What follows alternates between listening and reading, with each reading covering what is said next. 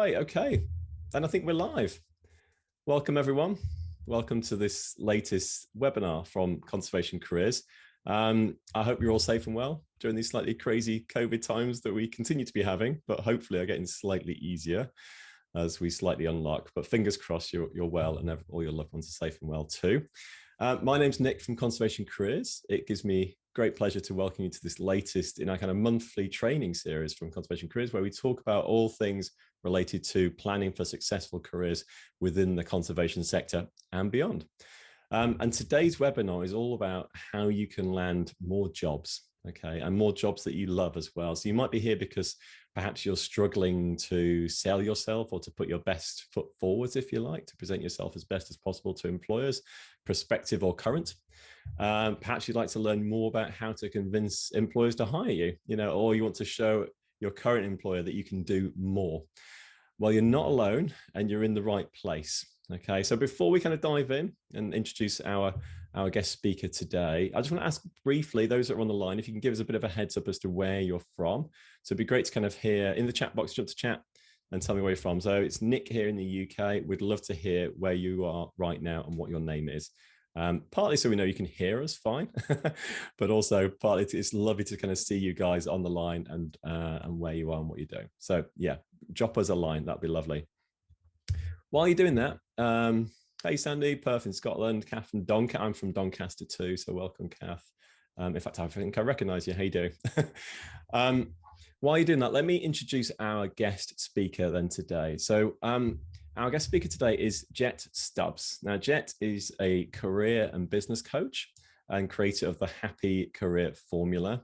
And as a career coach, she's helped hundreds of purpose-driven people just like you guys to get hired quicker. Okay, now as a background, when she graduated from university as an international student, she had 90 days to find a job or to leave the country. And that was in a recession without any in-country contact. So she was kind of under pressure, to put it politely.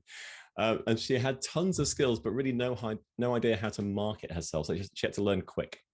Now, what she learned and put into practice helped her to go from a 0 response rate from 100 applications, okay, to a 70% response rate from just 10 applications. So she really moved the needle really rapidly, off the charts, okay? And the good news is she's here joining us today to share her secret sauce with us.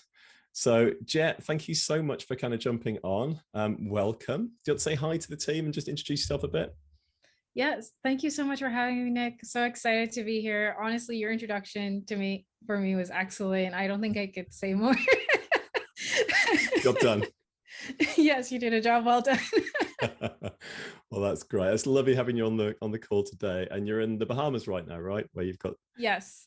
Yeah, That's slightly better weather than us, probably. Great. Well, great to have you on the call. Thank you for joining and for kind of talking to us today and sharing your tips and hints with the crew. Let me say a few more hellos because I can see hellos dropping in. It's always great to see you. We've got Rosie from Devon. We've got Anna from Portugal. We've got Tasmin in Hot Malta. Great. Amor down in Cape Town, South Africa. How's it? Marianne in France. We've got someone else there in Malta too. So it's great to see you all on the call. Thanks for joining. Now, during the next hour, Jette is going to cover a few things for us. Okay, so she's going to cover like a basic framework for how to kind of sell yourself. Okay, so you can kind of stop fumbling over words like I'm probably doing right now and become more confident. Okay, she's going to talk about the 5 steps or various steps to convince employers to hire you, how you can show your current employers well, how you can do more. She's going to cover like top progress killers, like what's holding us all back and how should we be addressing them. Okay, let's get them out of the way. And we're going to have a framework for how to build better resumes and CVs and answer interview questions too, which I'm going to be really interested to hear more about. And then at the end, we're going to have a bit of a Q&A as well. Okay, so we've got some space at the end, 10 minutes or so, maybe 15. We'll see how much time we've got just to go over to you guys and answer some questions. So there's lots to cover. Okay, so let's get going. So I'm going to hand over to you, Jette. You've got the controls. Okay. Yeah, over to you. Shout if you need anything from me, but you can share your screen. Great. Great. So I'm going to talk to you about how to land more jobs you love so you can find what you love to do and grab employers' attention with tools that are now used in over 40 different industries. So why should you listen to me? as Nick mentioned, I had 90 days to find a job or leave the country. So I was an international student and a first generation student. So first generation means I was the first generation in my family to attend university. So nobody could give me advice on the steps that I can take to go and land the jobs that I wanted, or use my university education and translate that into a career that I would love and be excited about. And I had 90 days to figure it out. So basically, I was in this cycle where I had to um, I needed to pay off tuition debt so I could get a letter from the university. I needed the letter from the university so I could get a work permit. But I needed a job so I could pay off the tuition debt so I could get the letter from the university. And it was just this mess of a cycle that I had to get out of. And the first step was to land the job that I was really excited about. But what I found is so many people end up in this situation where they are looking to find more job opportunities that they are excited about, and they're not sure how to make it happen. So now, since then, I've helped from recent graduates to corporate executives find what they love to do and sell themselves so far in Canada, the US, and the UK, and in over 40 different industries. So I've also helped people with unique barriers to employment, including people with mild to severe disabilities, BIPOC youth, people not in education, employment, or training, which means that they have employment gaps that they're struggling to explain to employers and trying to figure out how to show employers they can do more, even though they have this gap in their experience. I am now a career and a business coach, and I'm a podcast host for the Happy Career Formula with Jette Stubbs. So the reason I'm a career and a business coach is because I believe that the principles for finding what you love to do and selling yourself with confidence are the same, whether you want a job, a freelance service, or a business. So a lot of the times we struggle to sell ourselves because we're not realizing how these different principles translate across scenarios. And really, we're taught to think about career development in the wrong way. And that's one of the things that I'm going to show you. I also co-founded an event called Mosaic Untold Lives, sharing secrets and stories from women of color to encourage representation and to encourage diverse stories to push them forward.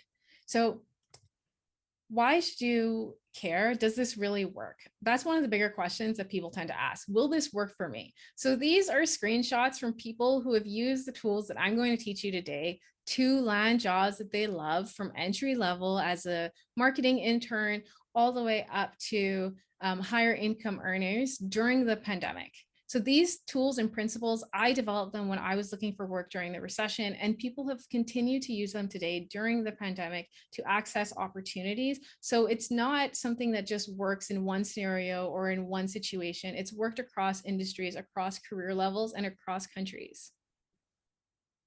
So what's wrong with the way that you were taught to job search? You were probably taught this old way where you go and you get your education, you get your experience, high school, bachelor's, maybe master's, maybe even go for a PhD, and then you apply for jobs because you're building out your education and experience so that you can land the quote unquote good job. And you're not sure how to make that a reality. So you send all these resumes out potentially into a black hole of no response, and you're not sure how to make this happen. And forgive me, these are my doodles. So if it looks, it's because it looks kind of ish like me, but it's also my own doodle. So you feel like you did everything you were supposed to do, and you're starting to feel stuck. You want to pursue a career path that excites you, but you need experience to get a job and a job to get experience. And you're not sure how to break out of that trap. You hate selling yourself and feeling pushy, sleazy, or salesy. You don't want to be annoying, and you don't want your shoulders to rise in discomfort as you start to talk about yourself. So you're trying to figure out how to make this work. And a lot of things may interest you in theory. So let's say you do get in front of an employer and you have the opportunity to talk about yourself. You're not sure how to say or narrow down what you really want to do. You're not sure how to test if it's actually what you want to do. Will the day-to-day work excite you? Will it be boring and you hate it and you end up in another cycle that you want to avoid? And you're just not sure how to test it or make those decisions. And if you've started to build out experience, you're worried about being pigeonholed in doing what you've done before, even though you're ready to make a big change.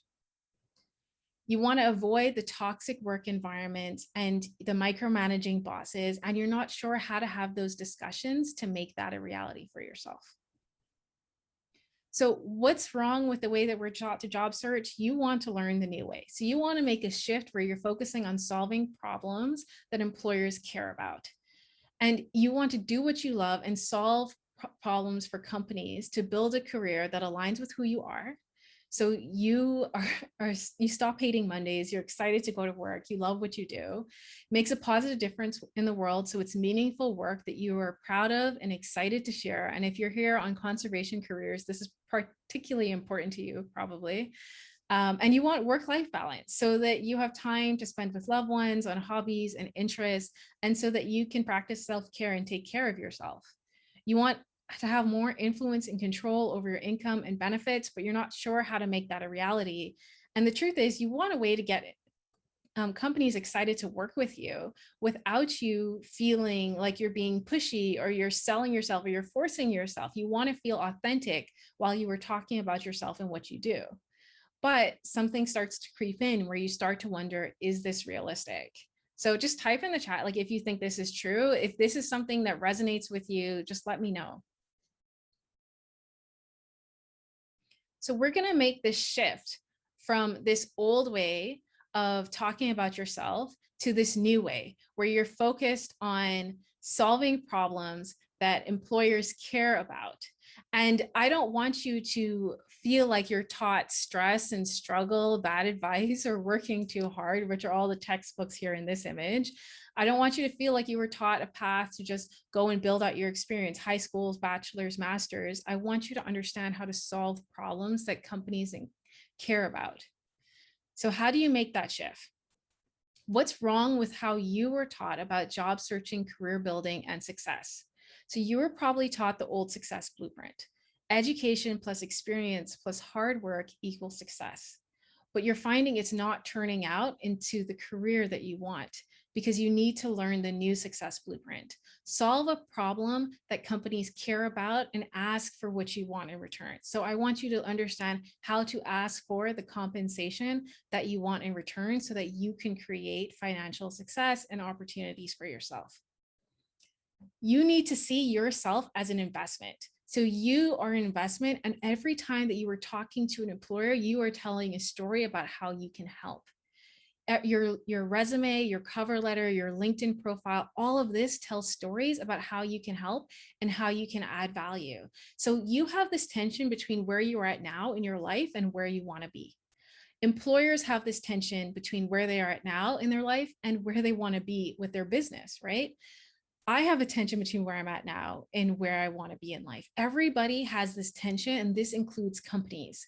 And we buy things. You buy a Netflix subscription for entertainment because it helps you to enjoy some of your evenings. You buy things around you because it helps to help you fill in that gap between where you are now and where you want to be. So when you're working with an employer, you need to start to look at where are they now? What are situations and problems that they're struggling with? And where do they want to be so that you can start to sell yourself as part of the path. You don't need to solve the whole problem, but part of the path to help them get to where they want to go. So you're taking employers from point A of life is hard, of I'm struggling with this, I'm trying to grow my business, I'm not sure how to achieve XYZ, I'm not sure how to create effective conservation programs, I'm not sure how to create effective wildlife conservation programs. How do I make this happen? How do I make this work? You are going to build out a bridge. So they have fears, they have questions, they have obstacles that they're facing. They need somebody who could put in the time and the effort that that CEO can't put in on their own so that they can get to where they want to go. So your skills, qualifications, and experience act as a bridge because you are the quicker path. If they work with you, you help them to fill in that gap, to overcome the fears, obstacles, and questions that they have to getting to where they want to go so that the employer can move to a situation where their company is achieving growth. So you're either doing one of two things. You're either taking the employer away from a negative situation or helping them move towards a positive situation. If you're taking them away from a negative situation in your life, think about this when you go to the doctor's office. The doctor's helping to keep you away from illness. When you pay for guitar lessons or you pay for your favorite Netflix subscription, it's because it's helping you achieve joy, achieve your goals, learn the guitar, do the things that you want in life. So when you're thinking of yourself as an investment for a company, think about it like this. If a company were to pay for somebody to work in marketing, if they're paying for somebody to help grow their business and attract more clients, they're paying for somebody to help them achieve a goal and achieve growth.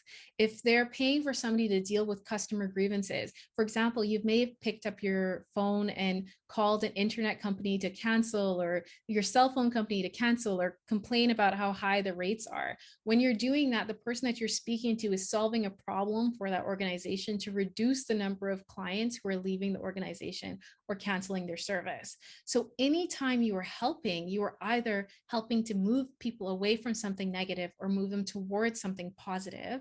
And you need to be able to tell that story in a succinct way so that employers are excited to work with you. And what does that look like? So you're going to talk about one problem. One of the big mistakes that we make when we go out and we're talking about ourselves is our resume is a history of tasks that we've done before. It says, I've done this. This is the duties that I've achieved. This is what I studied in school. But it's not talking about how you can take an employer from point A of I have a problem to point B of my problem is solved, my business is growing. So the employer has trouble seeing how you add value. So the employer's response to your resume that's a task list of tasks and duties is to say, well, I'm not really sure how you can add value to my company. I'm going to give you this lower level position, or I'm going to put you in the rejection pile for your job application because I'm not sure how you're adding value and you're not making it super clear to me. So I'm either going to give you a lower paying job that's below your potential because I'm not really sure what your potential is, or I'm not going to give you a job at all. And so many of us get stuck in that situation and we're not sure how to break free out of it. This is where this one problem becomes so powerful. So you're going to switch over to saying who you help. You're going to get really specific about the type of organization that you want to work for. If you're working in conservation, are you going to work with the government? Are you going to work with a private nonprofit? How are you going to structure who you're working for, the values that that organization has, the type of work that they're interested in doing, the goals of that organization, what type of company do you want to work for? Then what is the situation that that company is in? So you're going to notice, and throughout my doodles, you're always going to be the stick figure. The employer is the bowling pin. So here, the employer, in step one, the employer looks like they're okay. But realistically, we all typically look like we're okay. But underneath, we have this tension with all these things that we want to change about our life, things that they want to change about their company, things that they wish they could fix, goals that they wish that they could achieve. So you're going to look beneath the surface and start to do that insider information to understand what employers are really struggling with. And that is the situation that you're going to identify and be able to explain clearly in the employer's own words. Because a job description is really an employer saying, I need help with this problem. These are the skills, qualifications, and experience I think somebody would need to help me get to where I want to go.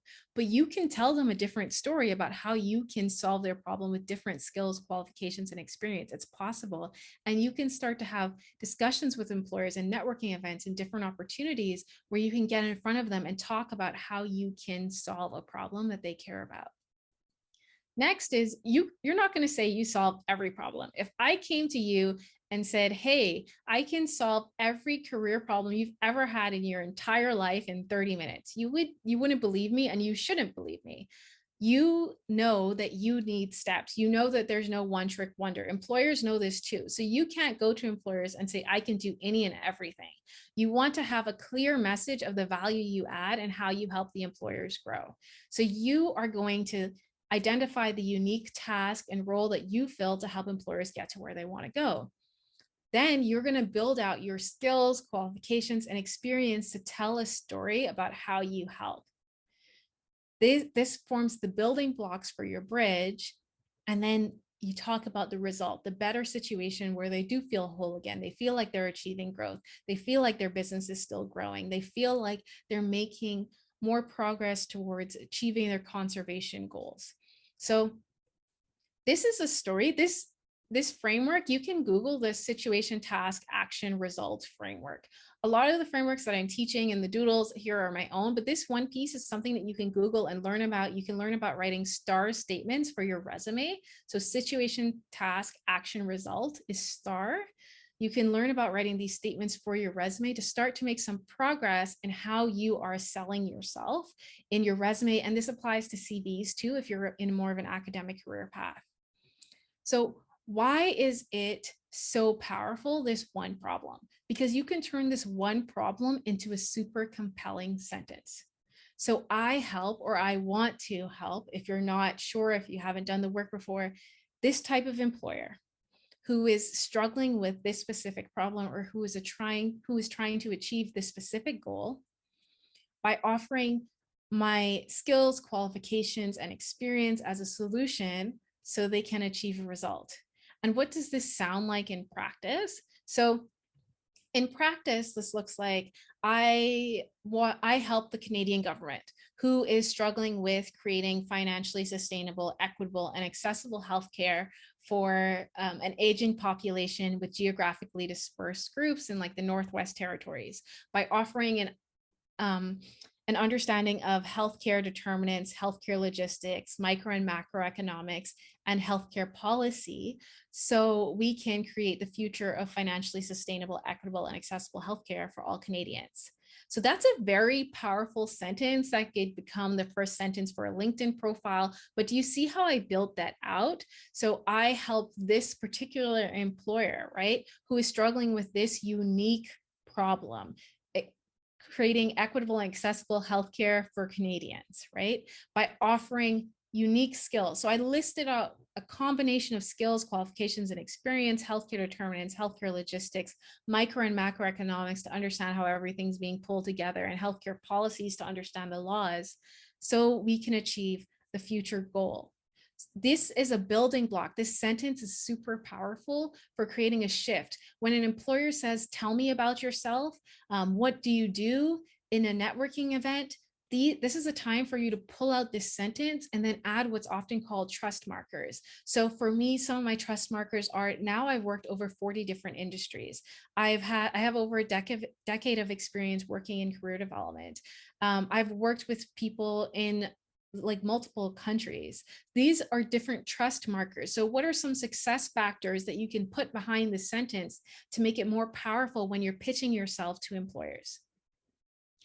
Next, you're going to wonder, how do you create this sentence? Because the way I rattle off the sentence can often make it seem super easy, and it's not as straightforward as it seems when you're building it out. Often when I have people sit down and try and write that sentence on their own, they struggle.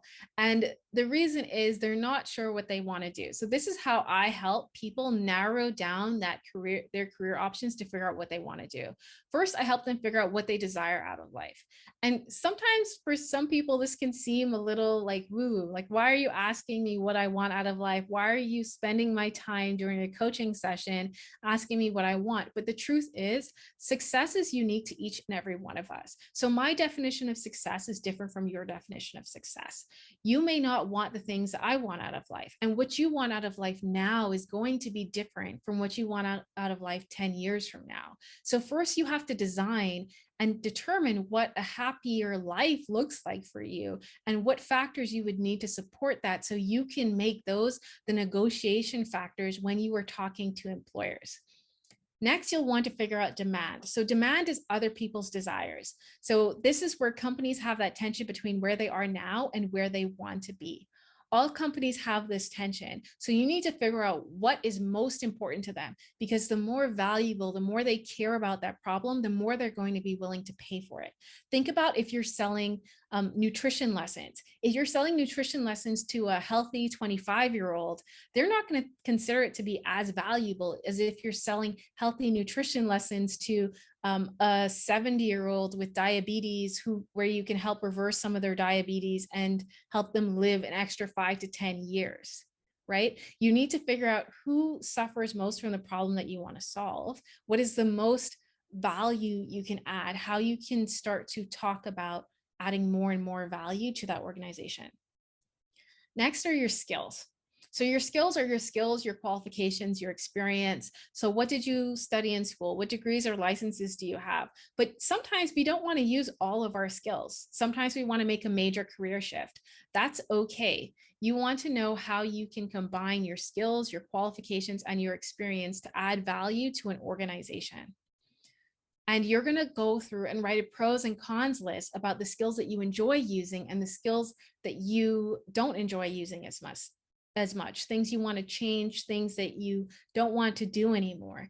And you are going to craft a career where you know what you want out of life. You know the problems that companies and clients want to solve, and you know the skills, qualifications, and experience that you have and that you need to develop so that you can start to solve those problems. Because if you're missing any one of those pieces, you end up in one of these traps.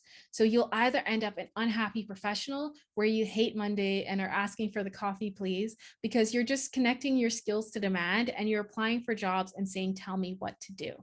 And then employers are struggling to see the value that you can add. And even if you end up making a lot of money, let's say you get into a six-figure job, you're in that six-figure job and you're stressed out, you're not sure what to do, you're not sure how to make it work for yourself. And you feel like maybe you're working 60, 80-hour weeks and you're just not enjoying it. Or you can end up as a starving artist where you are tying what you want out of life to your skills. You're using your skills, your qualifications, your experience, but it's not tied to things that people are readily willing to pay for. And often when you're doing social good, things like conservation, you're not sure how to make that connection sometimes. What are people willing to pay for? How can I still achieve my income goals and do social good? And I help you figure that out. And I'm going to teach you some of the things that are useful for that. If you know what you want out of life and you know what companies are willing to pay for, but you don't have the skills to help them get there, to help you get there, then you end up a dreamer. You have skills, but you're not sure how to use it to solve people's problems, to solve companies' problems, and you're not sure how to use it to negotiate what you want back out of life. And you end up stuck in one of these three traps. And really, you want to be in the middle where all three of these things are coming together and are aligned. So what are the top 15 mistakes that I find people make along this journey? So the first step is you're going to go from totally lost and no idea to finding what you love to do. The top mistakes that people make are often they think they need education and experience versus proof that they can solve a problem. And the word proof will often intimidate people. It's not about saying that you've done this exact thing before. It's about showing that you can understand the problem. Because if I came to you and I said, I can understand your career development problems, but I didn't even know what a career was, you wouldn't believe me. You need to show that you understand the problem in depth. You need to show that you have the authority to solve that problem. So maybe you build out some of your education. Maybe you start to show that you can say, okay, I've done this research independently and I'm going to help you do step 1, step 2, step 3. Then you're going to help them achieve some sort of result. That is what that proof is about. It's about being able to tell that story and make that mindset shift. Then you're going to shift from saying, tell me what to do. This is my history of tasks and duties that I've done. Now tell me how I can help your organization, to saying, this is the value that I add in the problems that I solve.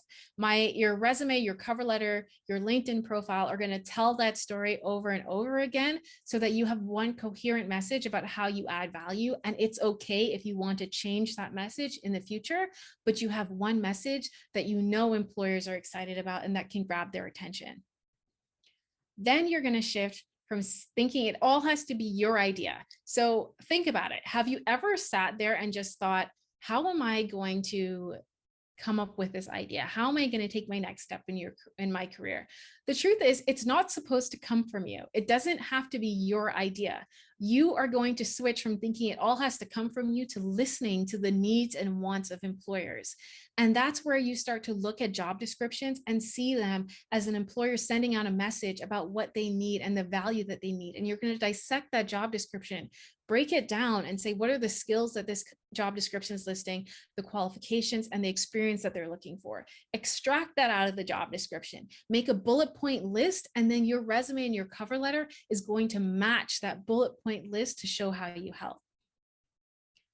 Then you're going to make this shift to saying, from finding what you love to do to actually applying to these jobs. And I started to give you some hints about how you start to structure that resume and cover letter, but there are 3 key mistakes that people tend to make here.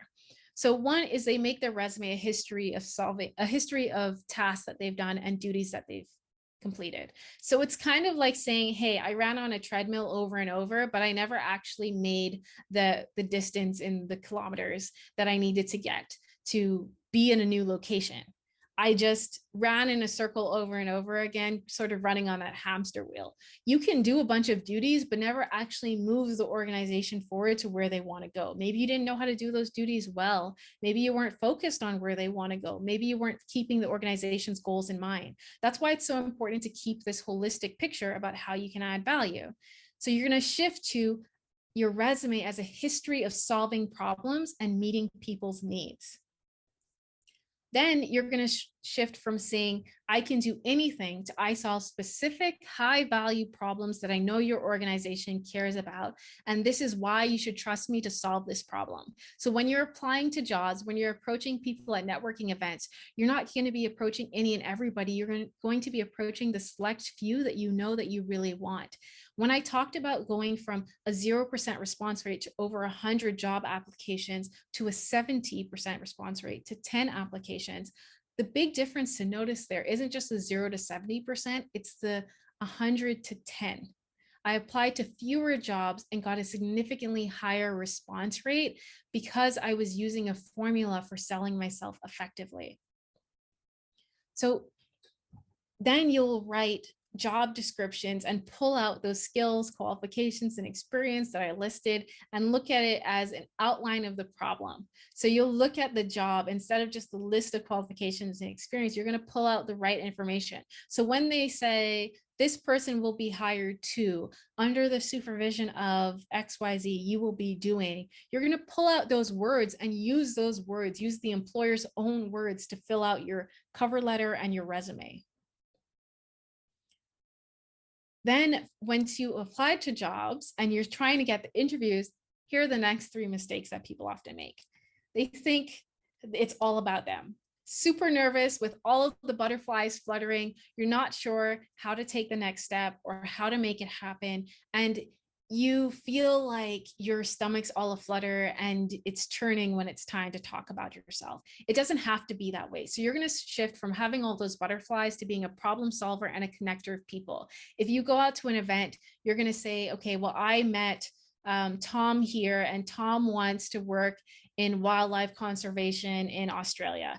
And then I met Sally here. Sally also wants to work in wildlife conservation in Australia. Well, why don't I connect Tom and Sally? So instead of feeling like it's all about you talking about yourself, you've got your coherent elevator pitch, that one sentence together, and now you're networking yourself effectively to be a problem solver and a connector by asking people what their goals are so that you can connect them. And they are going to be grateful for you for doing that. You're going to shift from saying, I want a job, to saying, I help. Too many resumes and cover letters have objective statements where they say, I want this, this, and this for my professional growth, instead of saying, I help an employer achieve this goal. You're going to shift from talking about your life history and saying, oh, I went to school here, and then I did this, and then I did that. If you've started an interview like that, when employers said, tell me about yourself, you started it off the wrong way. You should be talking about relevant stories. You should be coming in and starting off with that I help statement that I shared with you earlier, and then adding those trust markers. And then you're going to shift from having no discussion and letting the employer lead the discussion to asking concrete questions from people on those teams about how you can add value with company insights into problems and their goals. The final 3 mistakes that we tend to make is when we're in those interviews and it's time for us to sell ourselves. So we got there, our nerves are high, we're not sure how to make it happen. And you're going to make that shift from just answering questions to allowing the interview to be an in-depth discussion about how you can better understand the needs of the employers. You are going to start the interview by you asking questions because you need to understand the job better. How many of us have seen super vague job descriptions? It's really common to see a vague job description where you're not totally sure what the job is, but then we'll go and talk through the entire interview without clarifying what the job is. How can we talk about how we can add value if we don't know what the job is? So you're going to understand how to ask questions of the employers. And I want you to think about how you can start to dissect those job descriptions and ask important questions that employers care about. Then I want you to stop letting employers totally decide your salary. I read a stat once that 90-something% of employers or hiring hiring managers expect people to negotiate salary, but only 7% of people do. And there's also statistics that show that there's a correlation with being afraid to negotiate and being in interviews, and the likelihood that you'll have a higher salary over 6 figures. So if you want to increase your income over time, you need to become confident in interviews and realize that it's not about you. It's not about everybody at that room judging you.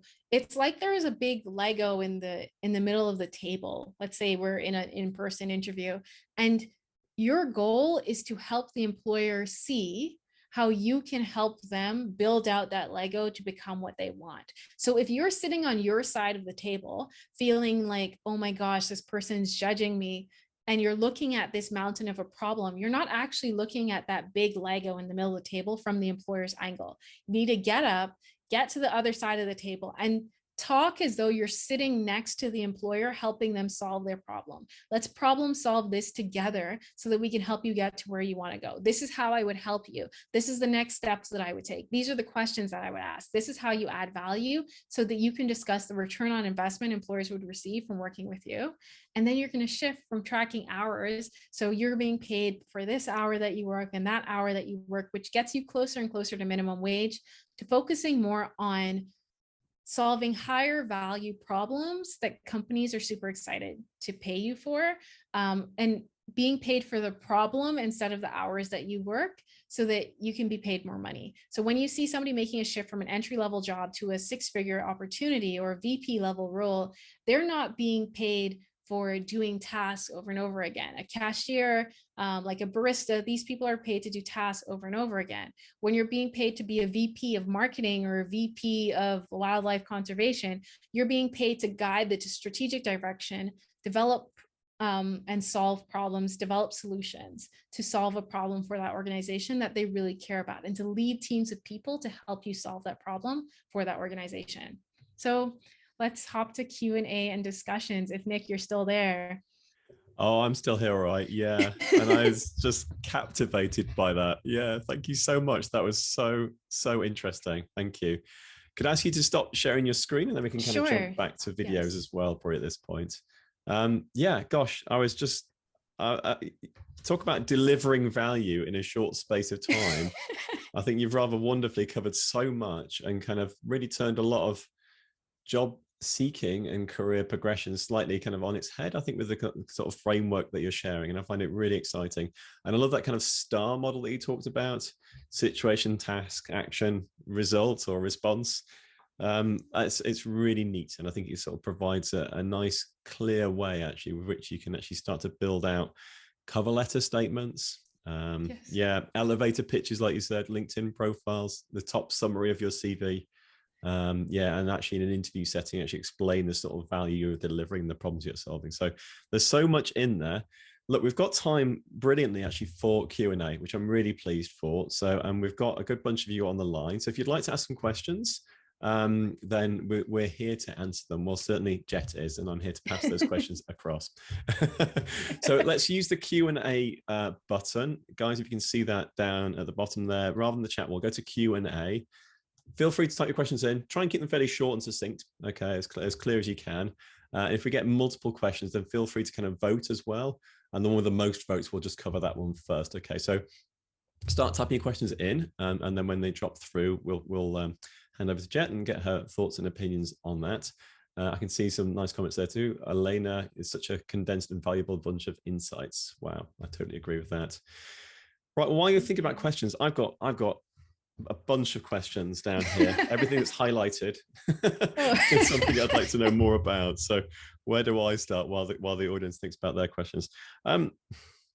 One thing that I'd like to discuss briefly then is, like, if a lot of our audience, we have quite a few people who are career switchers. So they're people doing something unrelated to wildlife conservation now, but their heart and passion and interest lies within the sector, and they want to convert across to a role within the sector, sometimes quite similar to what they've been doing, sometimes quite totally unrelated. They just want to do this job that they've not done before, but it's really exciting and appealing to them.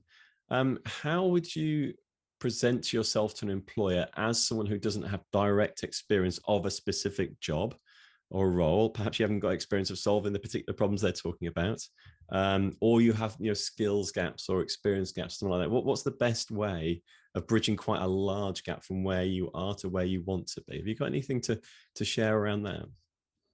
For sure. So there are three things that I would say. One is you want to focus on your transferable skills. So you do have, there's a reason you're interested in this field. You probably have been building out some skills that you can transfer over to this new role. And you want to talk about those transferable skills. So sometimes we have skills that are very relevant to a job. We're just not using the right language and we don't see it that way. Often when I'm in coaching sessions one-on-one with a client, that's what will often come up. It's, oh, I never thought of that experience that way. I never shifted my way of thinking for that way. So one of the things I encourage people to do is, if you are making this shift, go and look for a bunch of job descriptions that are as similar to the role that you want as possible. Don't just rely on one. Gather a bunch of those jobs and then start to go through and look at the language that those employers are using when they're talking about this role, and then use that language to fill out your resume and your cover letter whenever possible. So one of the things that I did when I graduated and I had that 90 days to find a job or leave the country was, when I was looking for a job, I wanted to work in a university environment. And Nick, you and I had talked about this. I did end up in a university environment.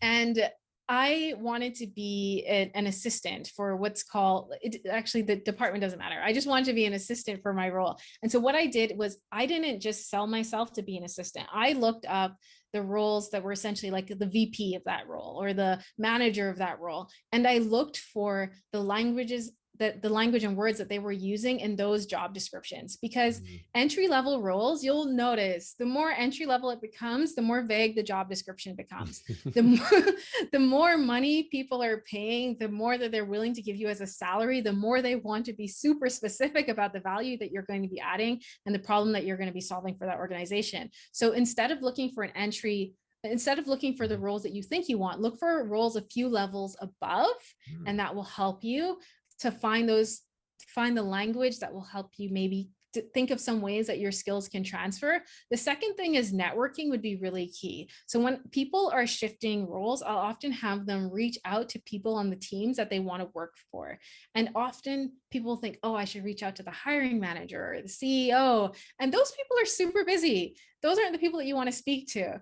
I have a friend who's a coach, and she coaches people who are managers, and she'll often say everybody who she coaches, if there's somebody who gets through, it's because they spoke to the people that they supervise. So instead of trying to reach to the hiring manager or the CEO, reach out to the people on the team, reach out to somebody who has the job that you are trying to apply for. So recently I had somebody, she was trying to make a career shift, and I had her reach out to the person who was leaving the role. That person gave her a reference as they were leaving, even though they only had one conversation. And those can be huge shifts. Stop trying to reach out to the hiring manager or the CEO. Reach out to the people on the ground who know the problems that the organization is facing, who know what it's like to work there. That's what I would recommend. Did I answer all of your questions there? You did. Yeah. I found that really valuable. Yeah. Thank you. I won't take any more time up myself because I see we've got a bunch of questions that have dropped in too. So thank you everyone for asking, and do feel free to keep upvoting. So if you like a question, you like the look of it, upvote, thumbs up, and then we can go from the top down. That's the nice, easy, fair way of doing it as well. So Kate Evans has asked, I'll answer this live, I'll click that there. Do you think that employers are now more open to negotiating flexible working these days? And I'm going to add a little tag on question to that, which is, what's the best way to negotiate flexible working with an employer if they seem open to it? Yes, I definitely think employers are much more open to negotiating flexible working arrangements. And there are a few reasons for that. One is more and more employers are becoming open to it. So if you want to attract the top talent, you need to be more flexible in your working arrangements, especially since now that we know with the pandemic, you can work from home and do a lot more than you thought from home.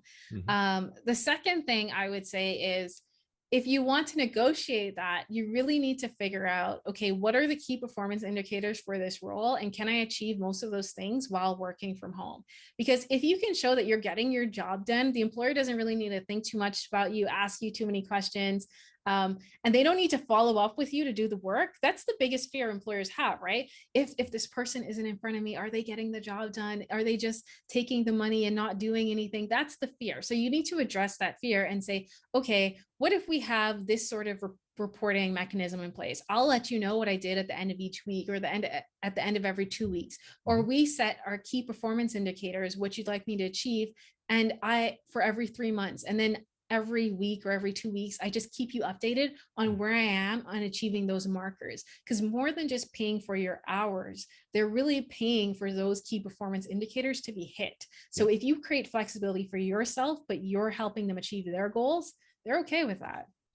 Yeah, that's great. Yeah. And I read something similar to that too, which is, asking, should we just do this as a trial? Can we do it for a short period of time? Like, ask a small thing, get your foot on the door, get it tested out, and before you know it, it kind of becomes more permanent. Yeah. Exactly. Fantastic. Thank you. Yeah, there's been a lot of upvoting and downvoting, so it keeps jostling as to which one's the top question. But Alex Nicole Harper, you said in the let me answer live so you can read it too.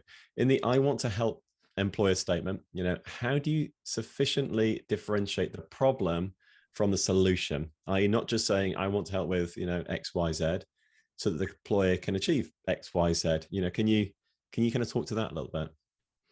Sure. So often it is very similar. It's just we use different language. So when you're saying talking about the problem, you often say things like, oh, I'm frustrated, or we're trying to, or I wish I could. And you want to use that exact language when you're talking to the employer. So if you go and you have an informational interview with somebody that's on that company's team, and that team member is saying, oh, we're really trying to do this, use this unique software, or we're trying to solve this particular problem.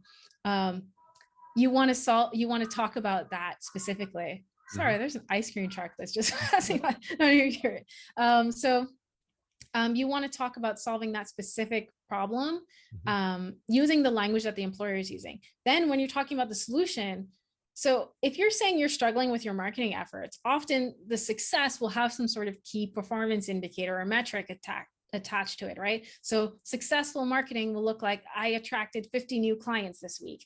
There's differences in the way we talk about the problem versus the solution. For example, like, think about it. If you have back pain, you're going to talk about the pain in a certain way, and you're going to talk about the medication that makes you feel better in a different language. It's the same concept. So that's how you think about it, but they're very closely related. So that was a great question. It was. Yeah. And I love the outcome, the STAR framework, this result or response, like, what was the outcome? I think that is so powerful when you kind of pull these statements together. And as a result, this happens. It's like problem, solution, outcome. And it's something we talk about a lot as well when we're teaching people, is don't forget that kind of punchline bit. That's the bit people remember. And you got 50 new clients, and as a result, we landed this much work, and so on. Yeah, fantastic. Thank you for the question, Alex. That was great. Julie Jackson is asking, how do you get the 3 to 5 years of experience required by most employees these days? There's the chicken and egg. So when I graduated, the first job I landed had required 3 to 5 years of experience. And what I did was I used paraprofessional experience. So my volunteering experience, my internships, any co-ops that I had, all of this combined, and I pulled it together to say, hey, I have the equivalent of 3 to 5 years of experience. So that's one thing that you can do. Often we think of experience in a very limited way. And the experience that you gain while you're taking your courses, any co-ops that you would have done, any like real world course experiences, or even like mock course experiences, you can incorporate that into your resume. But if it's mock, you want to make it clear that it was a mock. Or it wasn't like a real company.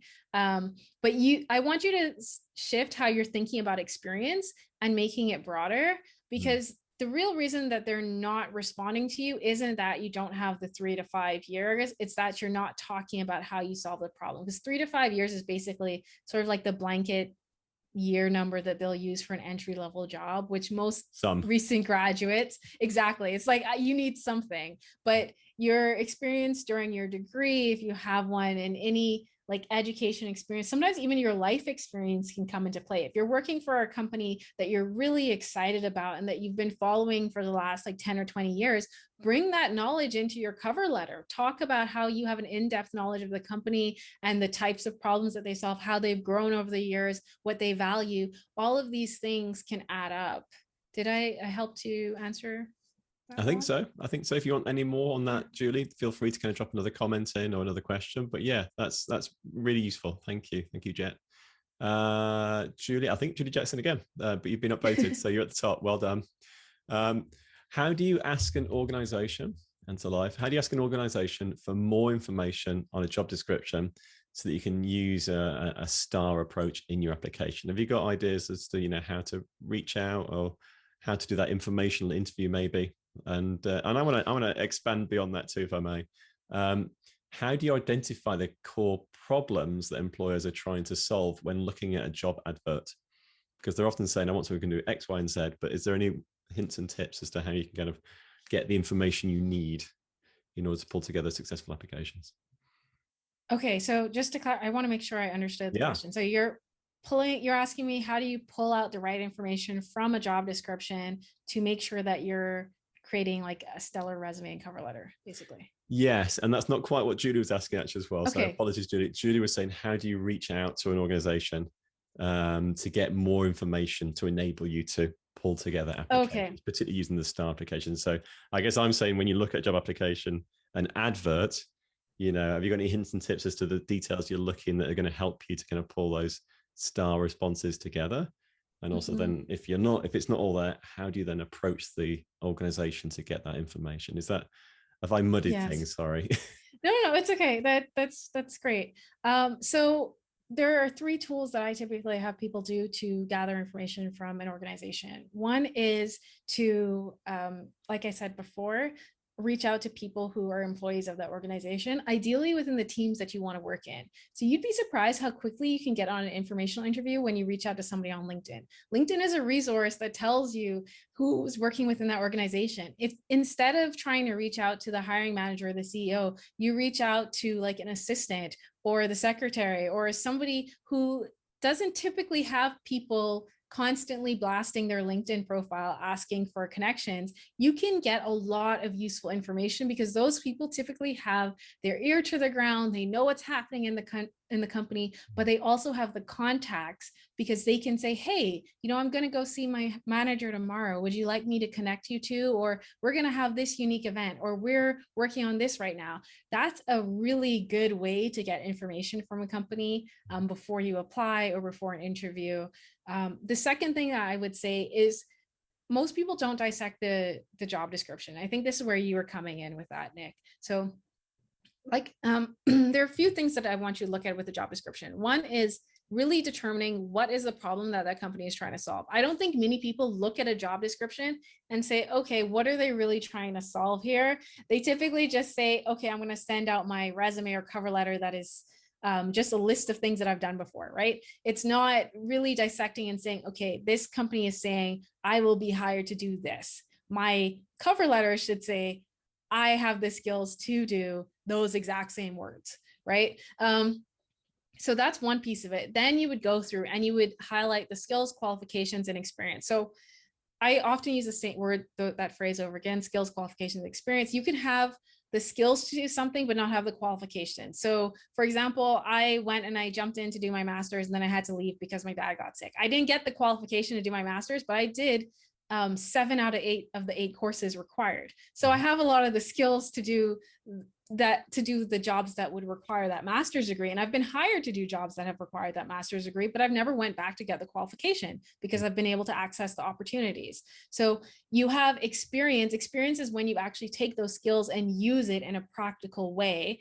And that doesn't have to be in a workplace. You could have done that in the classroom. You could have been doing that in a volunteer experience. There's so many different ways where you could have been applying that knowledge. So I would be creative in how you think about that. And when you're reaching out to employers to even talk about yourself, you want to have that I help statement or something close to it where you're adding value and you're saying, hey, would you mind having a chat and talking to me a bit more about what I do? If you're a recent grad, play that card. I'm a recent grad and I'm trying to get some knowledge, or I graduated a few years ago from the same school you graduated from. Would you be willing to talk to another alumni and talk about your experience working in this field? These are all really useful ways for you to start to gain that insider information. And then when you are on that conversation, don't ask for a job. Ask to understand the problems that the organization is facing, the goals that they're trying to achieve. You're not asking for a job, but because you ask those questions, people are going to be much more interested in asking you what type of jobs you're looking for.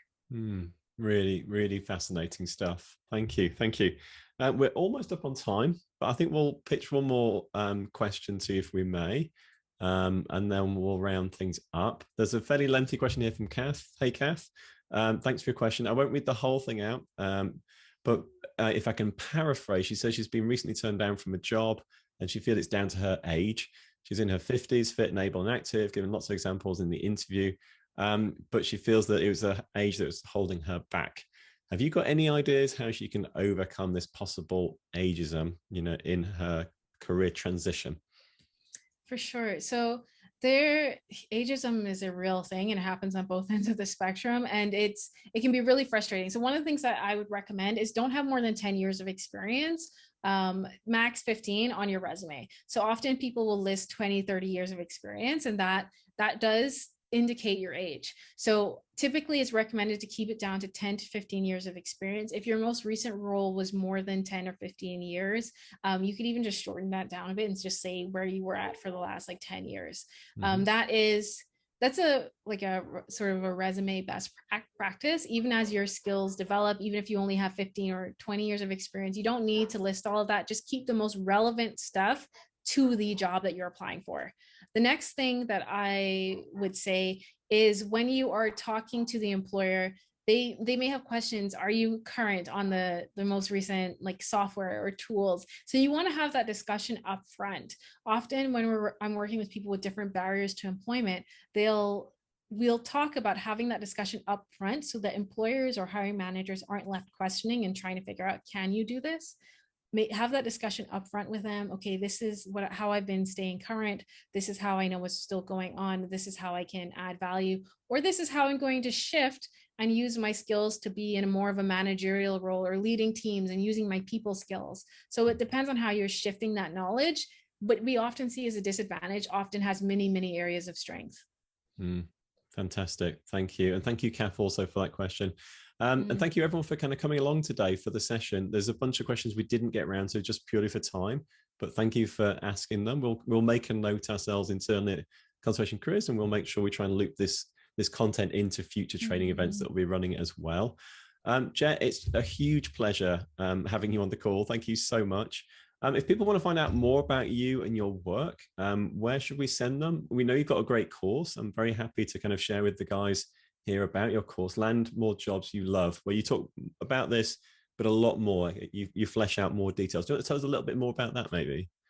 Sure. So with Land More Jobs You Love, I designed it to be everything I wished I had as I was developing my career. So what I've learned is the same principles apply no matter what career level you're at. So from entry level all the way up to VP level roles, I've used the same principles to help people land better opportunities and access better jobs that they're really excited about. So the first step that I'll walk you through is looking at that job search strategy. You'll use the happy career formula, that desire, skill, demand framework to find what your sweet spot is. And then I'll teach you how to feel like you're reading employers' minds using what we talked about earlier with informational interviews and dissecting job descriptions. And we'll use all of that information that you gain to use the employer's own words to write super compelling resumes, cover letters, and LinkedIn profiles so that over time, employers can start finding you on LinkedIn and coming to you, and you're getting higher response rates to your resumes and cover letters. You're no longer sending it out to a black hole of no response, and you know how to engage and how to tweak it when it's not working.